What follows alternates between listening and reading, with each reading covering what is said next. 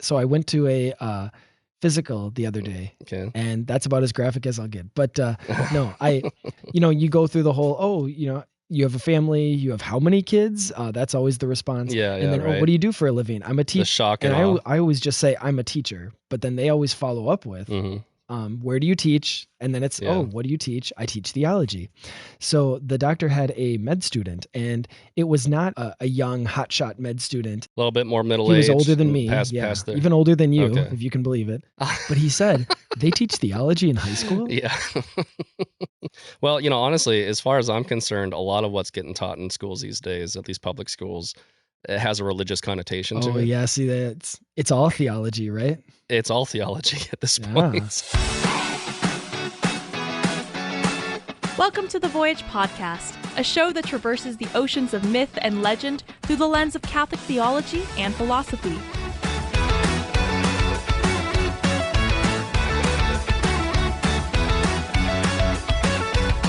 Come aboard as we set sail in pursuit of the heroic life and Christian virtue, with your hosts, Mike Schramm and Jacob Platty. Welcome, everybody, to this conversation or this episode of the Voyage podcast, where Jacob and I are going to be kind of like what we did when we had a nice long reflection on the pivotal and somewhat controversial. A long time ago. Yeah. A long The time ago controversial when we had Last that. of Us episode. So we knew that we'd be coming back to this just because it's such a powerful show, and we both enjoy it. And you were saying how you it's become good conversation with your own older children. Oh, I especially liked the episode before the final one, Yeah. where we finally got some Christian representation, Mike. Oh yeah, is that what you want to call that? Isn't it always pleasant? I will say, isn't it always pleasant to see Christian representation but honestly, in though, modern media? what I do like is the guy even said, like, I know I'm just using this. And so if in a sense you want to say, oh, it's anti-Christian because the guy who uses Bible verses is a bad guy, but it's like, yeah, but it's also the guy who is willingly lying to use Bible verses. All that shows us really is that it shows how powerful, even in the apocalypse, theology or religion is still going to be. Is that if it can still be used as an effective weapon? No, I know. You are such an optimist, Mike. Aren't I, though? I appreciate just how well you're able to. I think it's one of those things. See someone spitting in your face and calling it rain. I think just everything. It's all just a backhanded compliment to Jesus. Is really what it all is. That's true. That's true. I will point out, my retort to you will be simply this: that there are two religious types in that episode: sheep and a Wolves. predatory leadership class that uses religion they don't believe in order to stooge a bunch of sheep. Oh yeah, no, right? I know. And isn't that just people's interpretation of religion in a nutshell? Yeah, the only good guys, the only actual good guys are the ones who don't need religion or who are so critical of it. So, right. No, yeah, and this is not a apologist for denigration of Christians episode again. I don't need to take that role again. So. We actually had some good things. You actually had some good things to say about. So he said this is the. Obviously we can talk about the entire season, but talking about the season finale, and if we need to do a spoiler alert or anything like that, if you're interested in watching it, I think the value of any piece of media, any show, is not in the reveal or in the surprise anyway. Like I kind of knew the spoiler. Because like I said, the video game's been out for over 10 years, the first one. It has. And it follows very closely. So specifically, it's my son's favorite video game of all time. And he's probably replayed through it like 3 or 4 times now. And it's been a part of video game pop culture from its inception. It was such a well-received. It's basically considered the greatest video game of all time. At least narratively, right? At least like story-wise. At least narratively. Obviously, that's kind of like a broad swath. But it's extremely well-regarded. And because it's the narrative that was so fundamental to it, I don't remember when exactly I was spoiled on it, but it was relatively early on, and it's just been a part of just open knowledge for a long time. The entire arc of season 1 is you have Joel, the main character, and then Ellie, the girl that he's protecting, what is she? Is she like 15 in the game or in the show or whatever? Yeah, I think So- she's like 14. So, and he's taking her across the United States. They start in Boston and they're supposed to go all the way to, was it Colorado, I think, or something? And this is, apocalyptic wasteland. There's- Wyoming. Yeah. And then they have to go back down to Salt Lake City. Okay. So Is and, when they get to Wyoming. That's not the there. idea is that for some reason, and we don't know when she's first introduced, that she is immune to this virus that is turning everybody into monsters. And I know I'm not supposed to say, zombies, they're infected or whatever. And Cordyceps. yeah. So Mushroom people. yeah. And again, what I'm sure many people have noticed is that you hardly really ever see the infected throughout the season. It's really more about the people are the real threat, right? In many ways. Isn't that been interesting? It's been really interesting how, well, I mean, I guess it's unfair to say that you hardly see them. I suppose when you reflect back on it, they do show up quite a bit. But certainly the second half, I would say, of the season, the second half of the show has been far heavier on just human interaction. Yeah, and the last 3 episodes, the infected are more of a plot device than characters, which has probably always been the case in like every zombie show. Yeah, that's very So, free. That's very. That's not it could just as much be a wild animal. I mean, really, that's all they really kind of are. It's a MacGuffin. So- I mean, like, but that is true of any zombie. Yeah. Any zombie story. So- one of these days we'll just have a zombie episode. No, but- definitely. Maybe when Jonathan Pajot comes on, right? So when fan of the show, I've heard. Yeah. Anyway. Oh yeah, that's right. Yeah. So he takes her across the country because somehow she is seemingly immune to this, right? There's a reveal where she's actually been bitten, but she doesn't turn into an infected. So they're like, hey, what's going on here? Is she maybe the way to save everybody from this, zombie apocalypse, for lack of a better term? Mhm. And Yep. so he finally gets her to the destination, right? Through all these, and it's really, what is it? Kansas City is kind of the first huge struggle. Yeah. And then, Which I guess that is actually different from the video game. We Okay. did specify that neither of us have played the game, right? I don't remember if you actually said that. I or don't, not, yeah, but maybe not. I don't know, but I'm just talking about the I've show right now. seen my kid play through it so many times at intervals that I have a passing familiarity with it. But So I'll play it one of these so days. the big, I guess, conflict in the final episode, in the season finale, is okay. So he gets her there.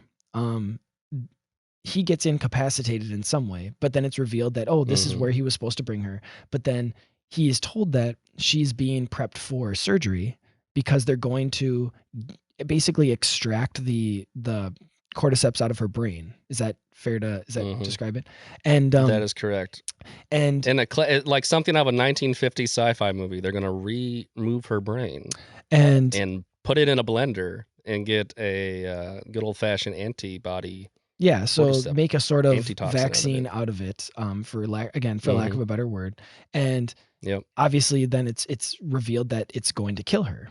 And so this is kind of Because you need a brain. well, that's Turns out, modern science tells us that you need a brain. I told you the in story order of to my be physical. alive. They did mention that in the physical. They're like, you do need, and I was like, thank you, doctor, for so Case. um Well, how are you even functioning then, Mike? I Yeah. mean, since oh gosh, okay. so So, that was pretty good. So Joel obviously has this moment, right? He can let it happen, and in a sense, he did his job, right? If you think of like the overarching theme of season 1 is he did his job. He Mhm. he brought And her. I watched the little like synopsis, like how oftentimes TV shows will be like previously on Yeah. whatever. I watched through it and they flash back to a sequence early on where he refers to her as cargo. Okay. He's Yeah. like, she asks him the question, why do you keep going if none of this matters? And- And he says, for family. And then she's like, I'm not family. And he says, no, you're cargo. And of course, he was a smuggler before this whole thing too. So it's like if they very much set you up. I just loved actually reflecting back on the whole season. They show it's yeah, like, it was actually really, was- really valuable to watch that review of the season. and you think of like I just thought it- even just the way he held his daughter in episode 1 compared to how he held Ellie. It was like it was supposed to be, and of course it was supposed to be a parallel, right? Mhm. And so they were setting up, and even just in so many of the, we mentioned the Kansas City episode where it was the older brother, and how he was supposed to protect the younger brother.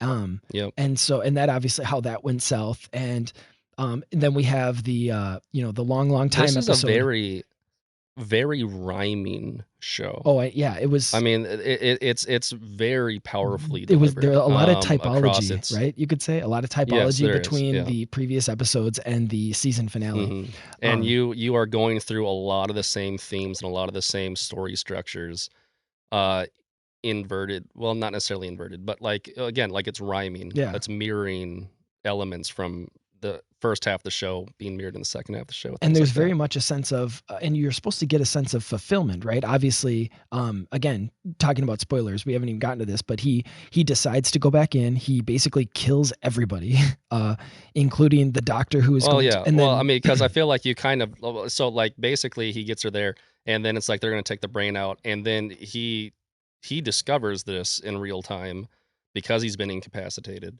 up until that point. yeah, And he's informed that she doesn't even know basically moments before that. surgery. Yeah. Yeah, it's right about to happen. So this all happens very quickly, Um, and he's given a basically immediate choice to make, which he doesn't really hesitate on at all. No. Right? Like not even for a moment, which probably plays into it. So anyway, keep going. Yeah, so I mean, so like I said, this information's revealed. He of course didn't know about it beforehand, or he wouldn't have taken her. He then turns around and kills everybody in the hospital except for the two nurses, because he kills the doctor, and then of which course, evidently you can in fact kill in the video game if you so choose. because kids are vicious. And I was gonna say though, doesn't that set up for the season 2? I think it's supposed to set you up for season 2, not to give anything more away, but at least so I've heard. Yeah, no, I get what you're saying. And but then and then of course, except for Ellie, and he carries her away. He is confronted by, and I can't remember her name, but the one who kind of gave him the mission in the first place. Do you remember? Yeah, Marlene. And again, very dramatically kills her too. And then which fascinating, which evidently was not in the video game. Okay. I think that's what my son said. That the show opens, the final episode opens with a flashback to Ellie's birth. Oh yeah, that's true. We didn't talk about the that. The show spells out that Ellie's mother was with the Fireflies. She was pregnant. She got bit by the cordyceps zombie and fights it off so it doesn't kill her. And then she gives birth. And somehow that's being infected while giving birth is what results in Ellie's immunity.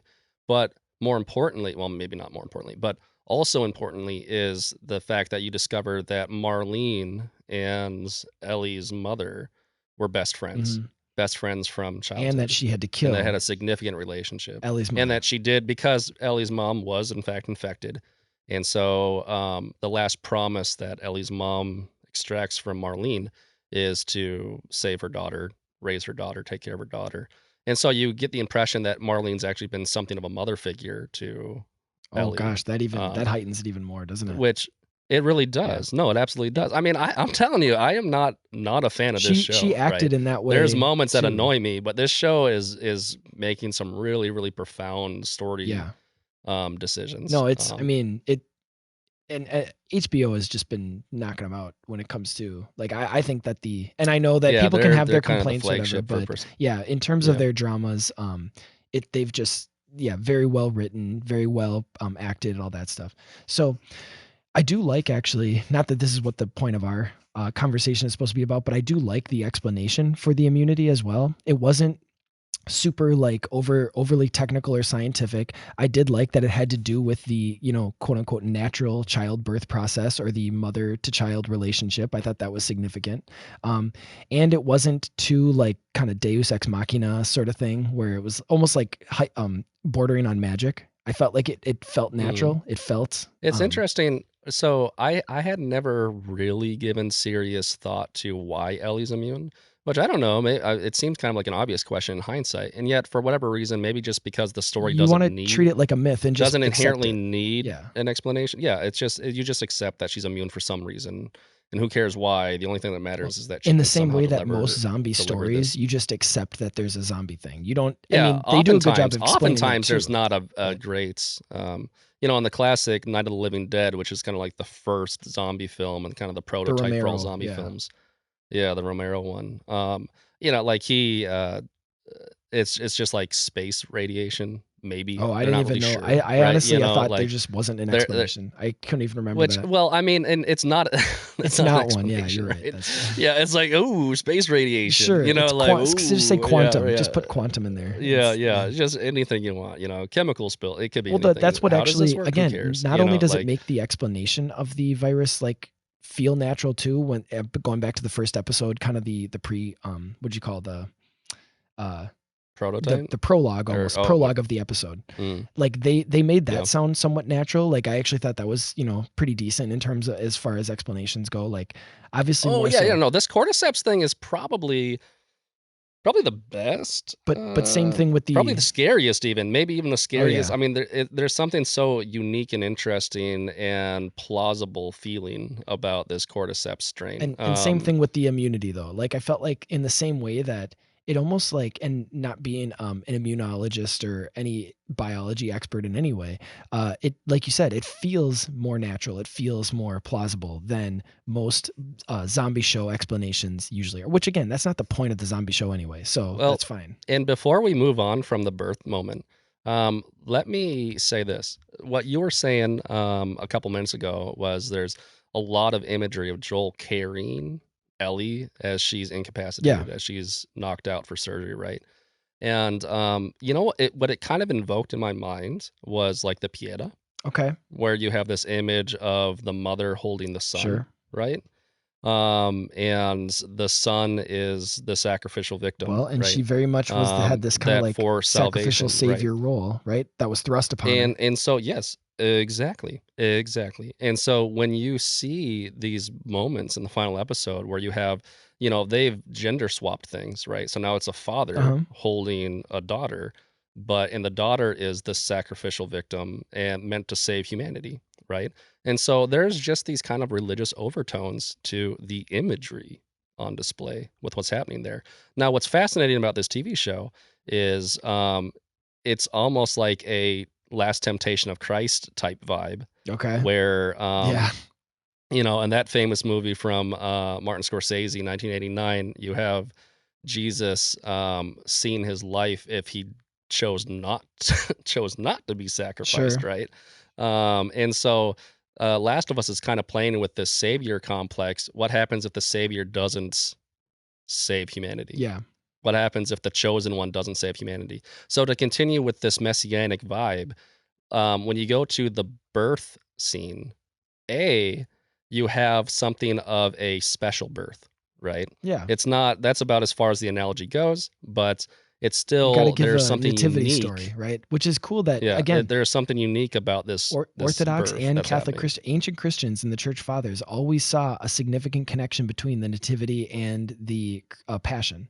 And so, they, again, not claiming that anybody on the show was doing this on purpose, of course. But No, but this stuff happens, right? Symbolism happens, Yeah. as our friend of the show, Jonathan Paget, would say. But the Orthodox Church is going to celebrate the Annunciation. oh, sure, March 25th, right? This Saturday, I think. Yeah. Yeah. Yeah, that's right. And Yeah, in the Catholic I calendar love it is how. Yeah, that would make sense, wouldn't it? Yep, that's true. Okay, you guys got one thing right. Yeah. But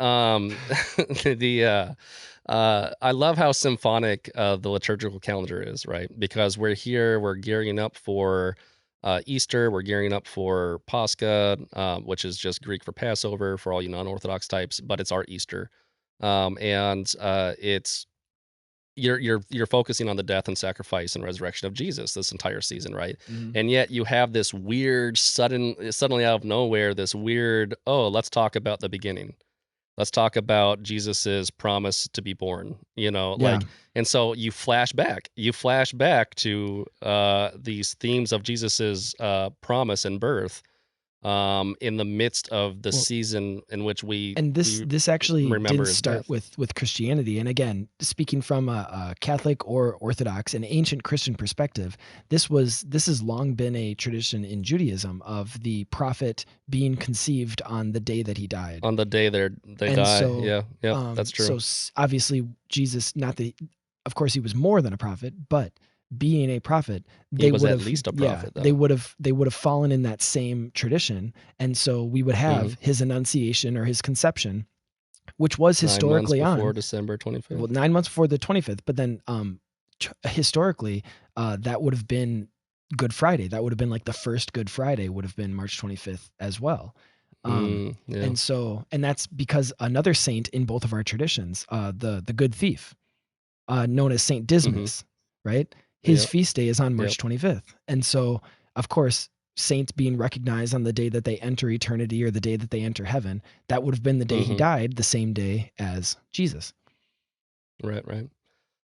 So when you have that flashback to Ellie being born, the other thing that I thought was almost iconographic was, if you are familiar with the what's it called? The Gospel of St. James, the The the proto-evangelium. Who proto-evangelium. isn't? Yeah. I mean, of course, right? Oh, you haven't read that one? But the proto-evangelium of James, it's a child gospel, right? But it goes Goes into the childhood into of Mary too, his yeah. yeah, and so much of and this is very serious in the Orthodox Church. I assume it's equally so in the Catholic Church. But our feast days are very informed by that story. I mean, Yeah. it really is kind of like an unofficial fifth gospel. I mean, don't take that too far. We clearly It was have not the included in four the canon distinct. of the Orthodox or Right. Catholic New Testaments. But Right. like you said, it very much informed It's the very liturgy. influential. We have the Yeah. feast of the presentation of Mary on the calendar, Yes. which is from Yep. from the proto-evangelium of James. Even just the tradition of Joseph and Mary's betrothal and by Saint Zechariah is from proto-evangelium. And all the um, you get those characters in the parents. Saints Joachim and Anne are Yep, Joachim and Anna. Yep, they are brought in from that story. Like we understand their history from that story, things like that. But here's what I want to point out, and it struck me super weird when I was watching the episode of The Last of Us, because you have this scene. There is the zombie. There's a zombie chasing this pregnant woman. She gets into a farmhouse, which is kind of a nice callback to George Romero's Night of the Living Dead again, frankly. But she gets into this farmhouse. She has to fight the zombie off with a switchblade that ends up being the one that Ellie's using the entire show. But so she kills the zombie, and then she looks down, and the baby is already out of her. Okay. Oh yeah, I know where you're going with this. Go ahead. Yeah. You know where I'm going with this? And so, like in the proto-evangelium, basically the depiction of Christ's birth is that it's this miraculous kind of reality where her like virginity is never broken. Like he is removed from her body in this unique way, right? And in the show, I swear to you, in the show, it comes across as weird in the show. In the show, it's like, oh, fighting a zombie. And then all of a sudden there's just a baby on the floor. Yeah. And it's like, well, I know where the baby came from, but like, where did the baby come from? So you say it's like a miraculous birth, there all sort of a sudden. Yeah, like a nativity. There's almost this, well, and I'm yeah. not saying the show intended, but I mean, as someone who's just familiar with the tradition of the church, yeah, that is like, well, that's that baby is just on the floor all of a sudden. It just kind of shows up, I didn't think you were going in this direction, but it also made me think of, if you remember, St. Paul talking about creation being in like groans of labor pains and talking about for its own redemption. And so we have this, very much a labor pains, like giving birth process with it's supposed to be a redemptive arc, right? Because Ellie's supposed to be the redeemer of humanity, right? Through her, through this process. And so how much of a, almost on the nose of an image when you have those two things tied together too, which again, of course we're not thinking that was the intention, but it's just it's crazy how it just happens like this, right? Too much. It's okay. It's okay to point these out. For a long time, I kind of hated this concept of the death of the author because I only ever saw it used in really annoying ways. It was a deconstruction. And the biggest example, the biggest example personally for me is I was such a huge fan of Bram Stoker's Dracula, the novel, right? And so I really liked that novel. And I took a college course in which it was like Gothic fiction, right? I was like, ooh, that's right up my alley. And Frankenstein, Dracula, Jekyll and Hyde, reading all these books and discussing them.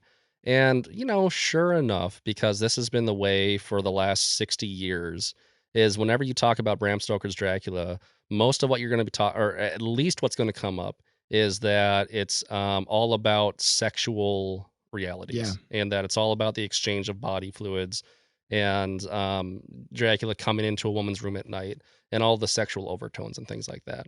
And so it seems like the only thing modern academia gets from Bram Stoker's Dracula is a lot of it is just that. It's like, oh, let's talk about the salaciousness of this story.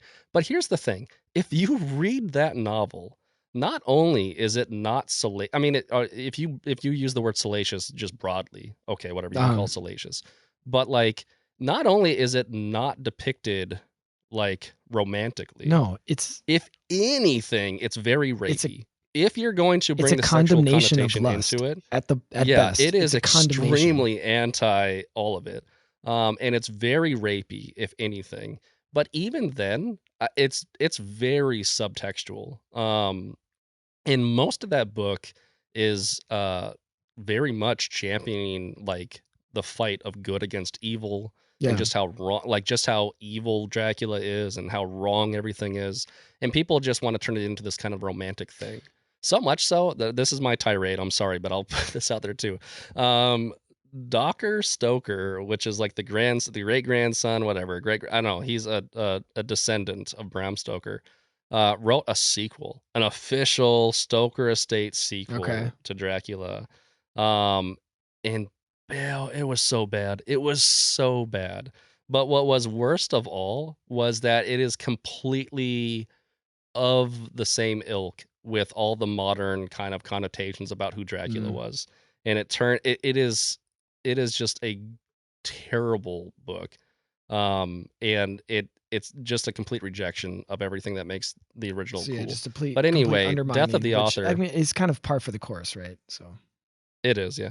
And so I've for a long time had a real grudge against that concept, but in the last we'll say 5-10 years, I've come around to the realization, the unavoidable reality that that's a very true thing. That it doesn't it does matter. I will, to my dying breath, champion the fact that it matters what people intended to say, and it's at least as important to understand what people are trying to say with their art than it is what you interpret.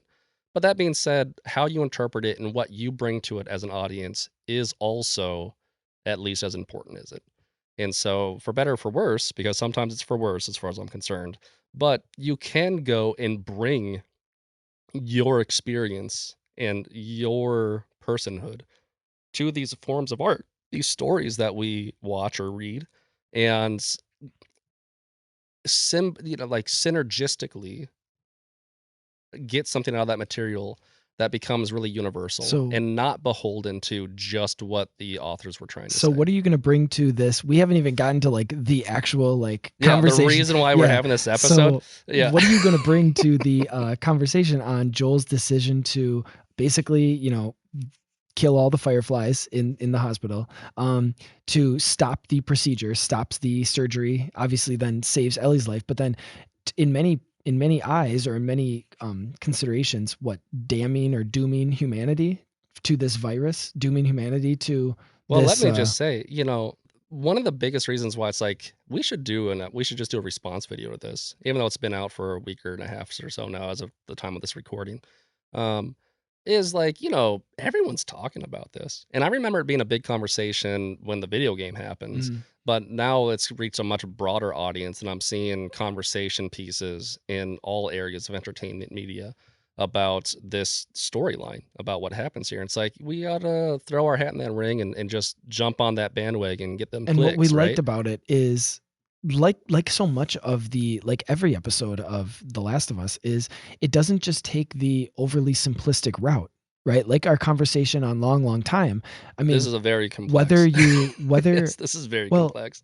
Whether you agreed or disagreed with either one of us, or whether you liked the episode or not, Long Time at least made the question more interesting. Whether it was the question of redemption, whether it was the question of relationships, or that sort of thing.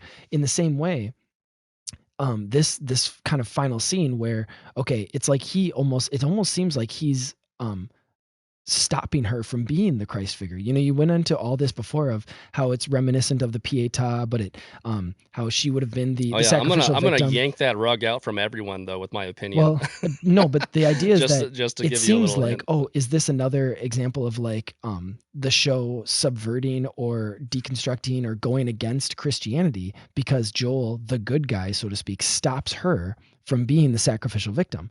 And I would, and I'm sure you would argue, like, it's not that simple, but in some Right. ways it wouldn't have been a perfect parallel. It wouldn't have been even a good parallel to Christianity or Elias sacrificial victim for a lot of reasons.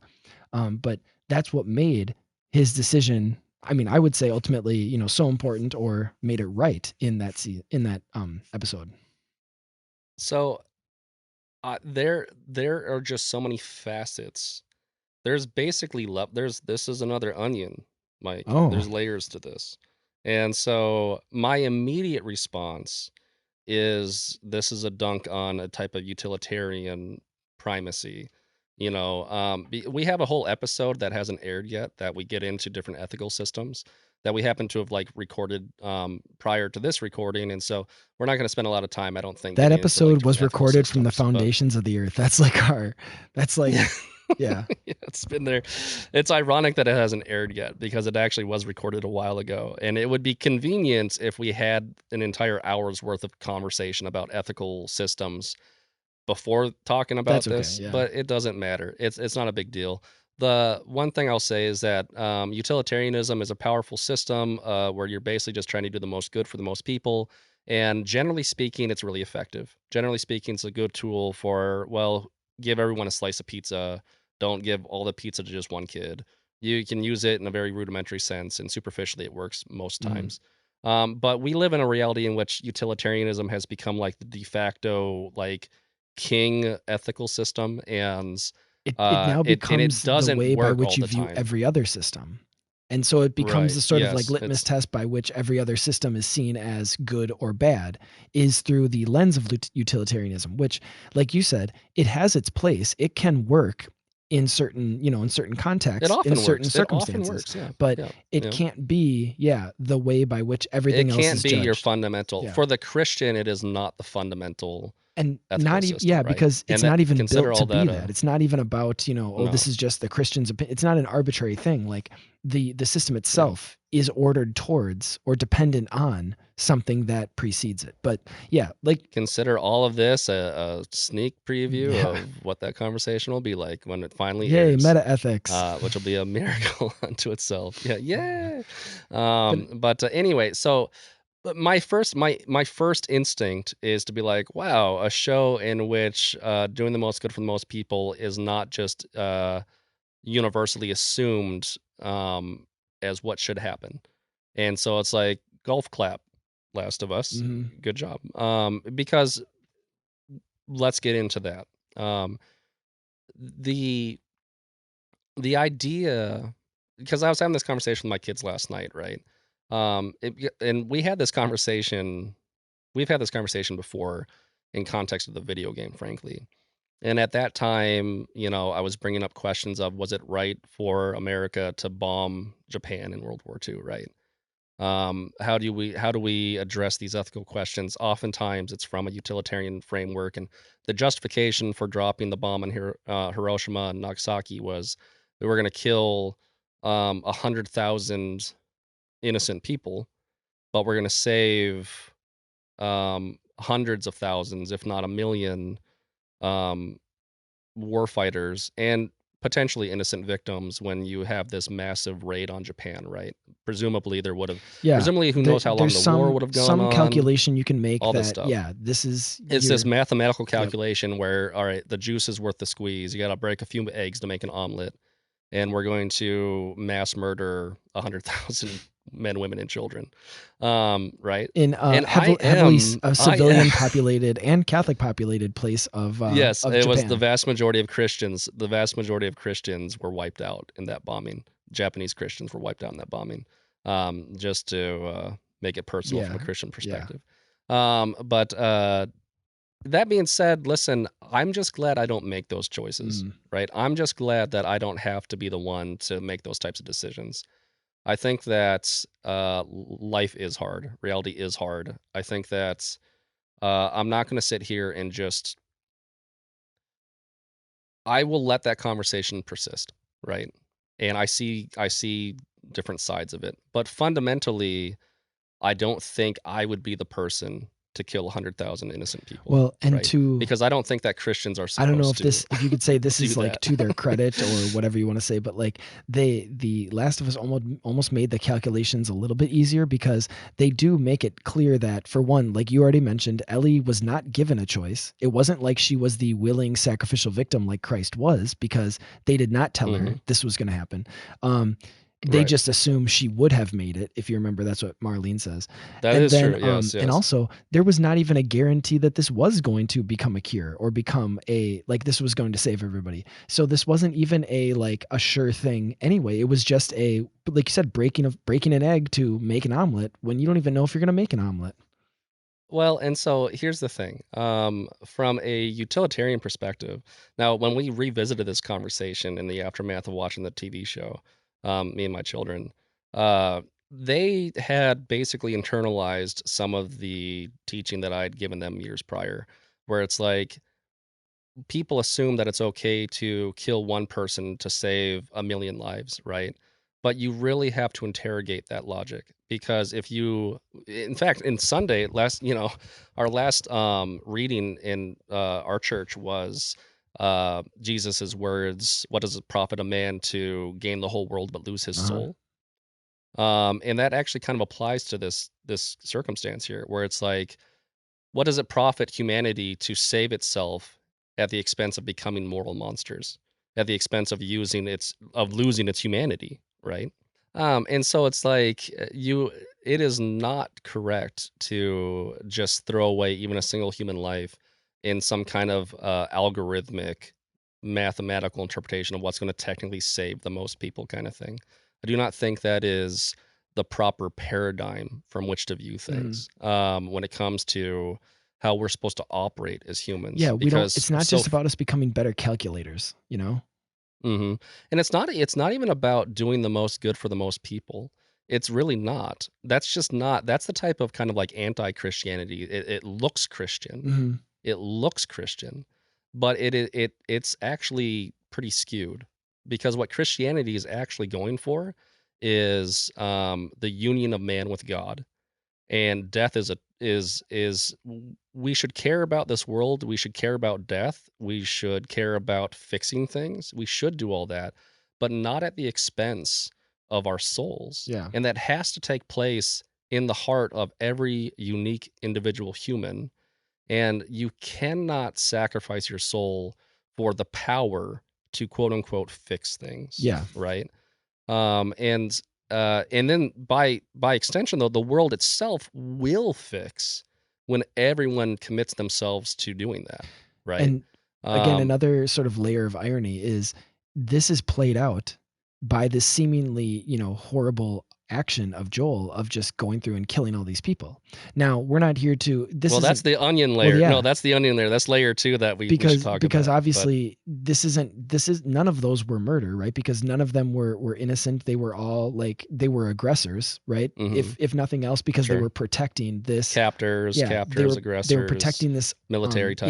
unjust act of, of violence against Ellie and Joel, really. But so we don't even have to get into the whole was he justified, but going back to Oh, I what you think said.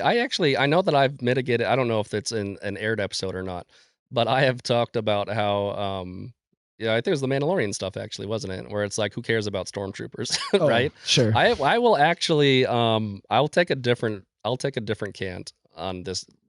If we're gonna start talking about, it, we can start talking about it. But I have thoughts here.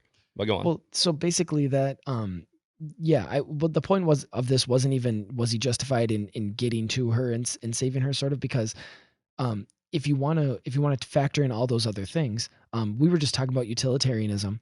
He was not, they were not, innocent civilians. They were, like I mentioned, aggressors or captors, or they were Yeah. protecting this unjust action of basically, basically murder on Ellie. And going back Yep. to your thing of like, well, is he, quote unquote, losing his soul, right?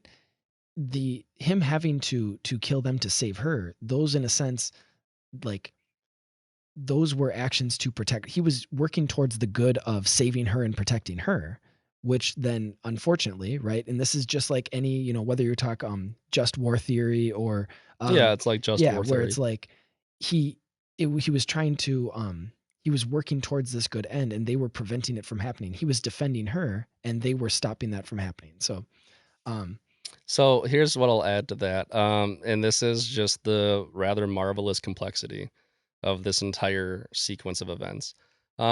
Sure, right? If Joel was brought in to right a wrong, um, you know, all of that makes sense. The little nuance here, though, is that Joel is not a character who cares about right and wrong, frankly. Joel is not someone, Joel is a blunt instrument, so to speak. And he just cares, frankly, kind of selfishly, about his daughter figure. He just loves his daughter figure. Yeah. And so here's the thing. I had the whole conversation last night about the basic Christian response to whether or not you should sacrifice one person for the sake of many others, right? And just to put a quick pin on that, because I don't want to get dragged back into it, but even in the face of the apocalypse, the analogy I gave last night, another video game zombie invasion is the flood from the Halo games, right? And in the Halo games, they're actually really kind of approximate to the cordyceps in the sense that they're this weird kind of like fungus, invasion parasite type thing, and they're very zombie-like and aggressive. And their name in Halo, the Halo game series, is the Flood, which I think is very typological because we have a story of a flood. And it's basically when humanity, the flood is something that God uses to course correct humanity. The assumption is that we can take on faith is that humanity was so far gone that the only way to save humanity was to introduce a world-ending event, the control right? delete And sort of thing. and just like the Babylonian captivity, there's many examples in history. I mean, there's in the Orthodox tradition. I might posit, take it with a grain of salt. I'm not some expert, don't roast me over the fire for this. But like, Byzantium falls, Constantinople falls eventually, and is there a preservation from corruption affiliated with that? I think as a Christian, we're given permission to interpret big historical moments as things that are within God's purview, right? And we can have faith that God's in control of all this and that He's allowing things to happen for a reason. If you remove God from, so you watch the episode of The Last of Us and God doesn't play a role in it, right? And so when you remove the idea that God's ultimately in control and that everything does happen for a reason, which they make fun of that concept in the episode prior to this, of course. But like when you believe that you are not ultimately responsible for this reality, it allows you to not make monstrous moral decisions for the sake of quote unquote saving this reality. You are given permission to step back from those types of decisions and allow God to be in control, which is why I ultimately think that believing God is a moral good. It produces more moral results because it's not such a power driven, I need to fix this, I need to make this happen or else there's no other solution type. What's the word for that? It's a like a savior, there's like only complex. Is that? Yeah. well, yeah, that's not the word, but it's whatever. It's a zero sum game. Okay. If you don't believe that there's a transcendent reality that's taking care of things ultimately, this life is a zero sum game. Okay. Where either you fix it or you don't, right? Yeah. And people who are stuck in that paradigm find themselves making really horrific choices, right? Well, and that's again, you could almost say like you were talking about how it was not the intentional it was not the intention of the author, the screenwriter, to have Joel be that. And like you said, he wasn't doing it for some noble purpose. and yet he still Mhm. kind of could play that role, right? He still, I jokingly said to you, I was like, he still owned utilitarianism, even if that wasn't like his Well, conscious yeah, we still get the motivation or commentary. conscious We still intention. get to, And yeah, you know what? It goes back to one of the big criticisms, the criticism of utilitarianism, like we said. It isn't just that we've become good enough calculators, because it's not about us becoming better calculators. It's what do you even mean by good? Because then what you're saying is that utilitarianism, by saying doing the quote unquote most good for the most people, it still is dependent upon something qualitatively different that yeah, precedes it. And it's not so sufficient. so Yeah, yeah, regardless of how good of a calculator Joel was, or if he was a bad calculator and the Fireflies were a good calculator, it's really not the point. And he can pratfall through 30 bodies into doing the right thing. I mean, Um, but and yeah, so and even if like you've already mentioned, it wasn't the character's, intention. He was just doing the selfish thing, at least from his subjective perspective, mhm. right? Now, Which, hey, honestly, the Old Testament's full of examples well, like and that's this, just right? it, is So like, and that's part of the to whole use the providence of cliche, things. is writing straight with crooked lines, right? I mean, in one Right. sense, yeah, that's the book of Judges, isn't it? And you were actually Mhm. talking about, when you were talking about the almost like cyclical or repetitive nature, but how it always kind of turns it a little bit. That's basically the book of Yep. Judges, right? You have a generation of Israelites that they fall into oppression or slavery. God raises up a judge, saves them, and then they get comfortable and complacent, and then they fall back into oppression. And it's like, then God raises up another judge and another judge. And in a sense, the book of Judges is a sort of apocalyptic wasteland, if you think of like that type of Oh, yeah, existence. it is. And It so absolutely is, it yeah. does provide a sort of like blueprint for so many of these post-apocalyptic shows. I'm almost thinking of, do you remember that Denzel Washington movie, The Book of Eli, too? Oh, yeah, It's very absolutely. much it got a Book of Judges feel No, to it, I made right? this point, dude. I made this point just when I was having this conversation with my kids, is like, from a strictly utilitarian perspective, because what some people are saying is that, well, the biggest problem is that they didn't give Ellie agency, right? Uh-huh. And hey, that is a problem. That is a Yeah. problem. The savior should be allowed to choose to be the savior, right? And it's almost a plot hole that they don't even ask her.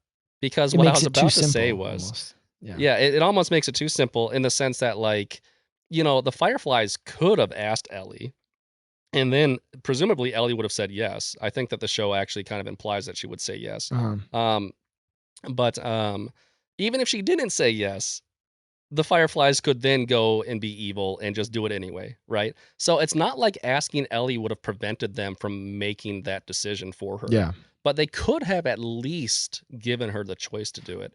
And then there would just basically be like no problems here. There would be no moral quandary if Ellie chooses to go through with it and they just act upon Ellie's will. Laying down her life for the sake of others is the highest virtue. Yeah. And so then she becomes genuinely messianic. But they don't. They don't want to quote unquote risk it or whatever. Mhm. But I'll just say from a strictly utilitarian perspective, who cares what Ellie wants?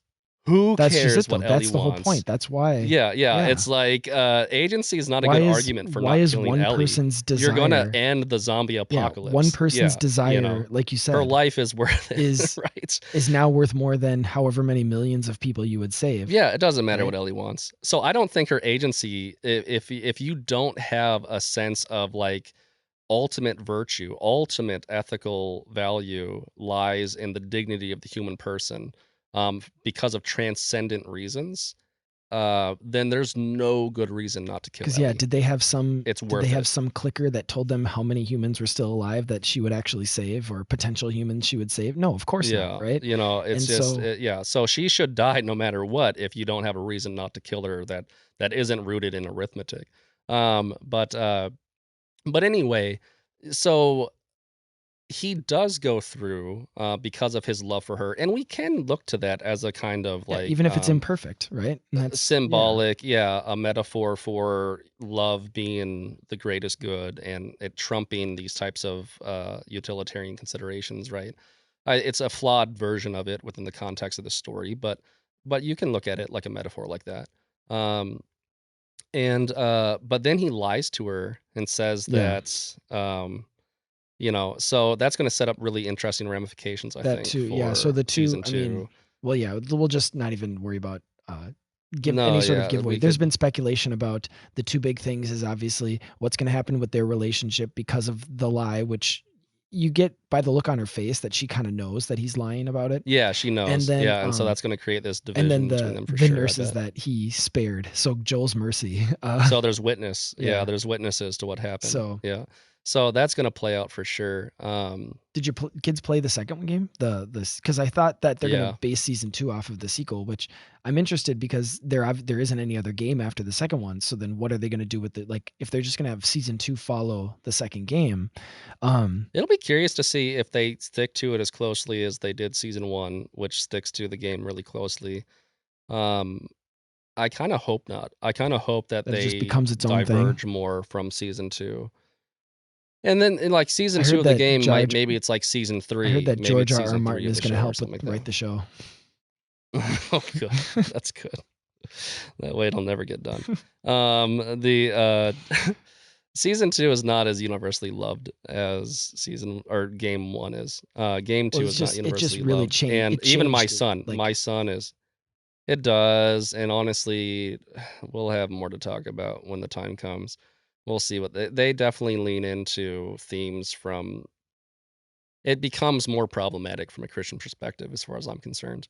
But we'll get there. Well, We'll see and how yeah, it like you goes. said, even though people talked about how close it did follow the game, like where it did diverge, it did for important reasons, and it did make the show better. I mean, it made My son, he loves the game so much, he really enjoyed the differences that they did in the show. and I He didn't can take it as a imagine, and negative. again, this is speaking as somebody who didn't play the game, but I can imagine that it was because it wasn't going against the teleos of the characters in the game or the story in the game. It was just expanding it, right?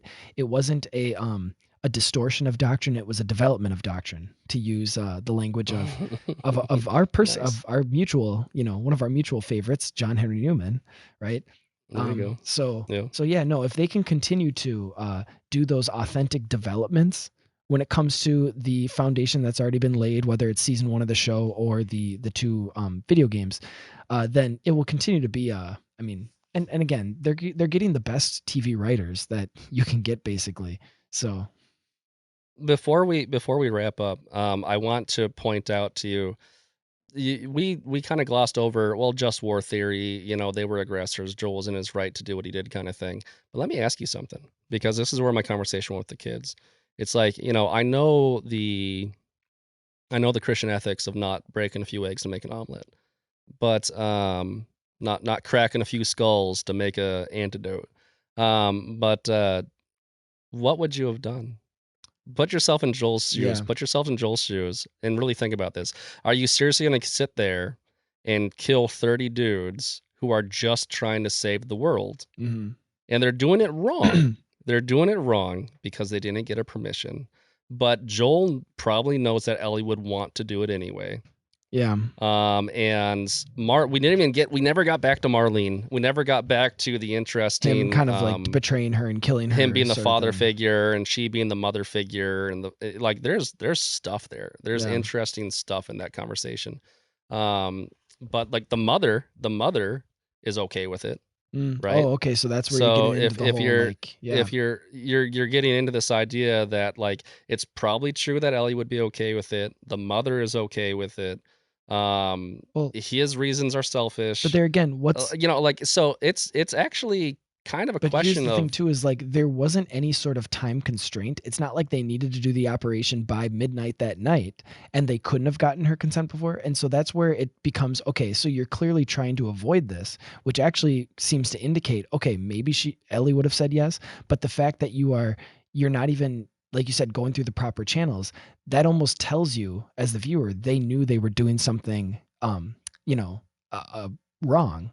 And so that obviously makes it even more like you're even more on Joel's side there. Listen, I think that a lot of people hang an awful lot of hat on this hook of, well, she didn't give consent, right? Like she did not choose Well, this. and I'm not saying that's what verbally. made it right or And wrong. it's like, I just don't know if that justifies killing all 30 people when everyone kind of knows she would have. But there again is like, And so it's almost like a technical argument more than like well, what I'm not saying, feet on the ground. What would you what do? I'm not type saying is question. that it made it right or wrong. I'm saying is that it tells us that they knew, right? Because like we can keep saying that, oh, they figured that she would have said yes, but then it's like, okay, if you were so confident she would have said yes, then why didn't you give the opportunity?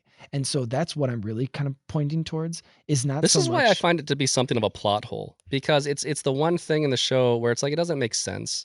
Like Yeah. there's no sound reason for them not to have just asked But then her. it could, right? but then it could very much be seen Um, as, well, that was their way of justifying it because they knew, right? And so that's where I'm. Yeah, I find that, like, listen, from that perspective, like I said earlier, even if she said no, kill her anyway. I mean, like from their vantage Yeah, point, right? no. They're obviously willing to. And so there's really no good reason for them. And you're pointing out that there's kind of a sense of shame almost. Like it's like, well, we don't want to live with the knowledge that we did it against her will. So we're just going to assume her will and feel warm and fuzzy about it. But the idea is that you're saying like, well, then that does make the other 30 people, moral monsters, so to speak, because now they are, again, every soldier is not going to have the same degree of knowledge as the general or the commander in chief is going to have either. So obviously you could, if they're just henchmen, you can kind of feel bad for them or whatever. But here's the thing is, in the same way that I don't think that Harry S. Truman is a moral monster.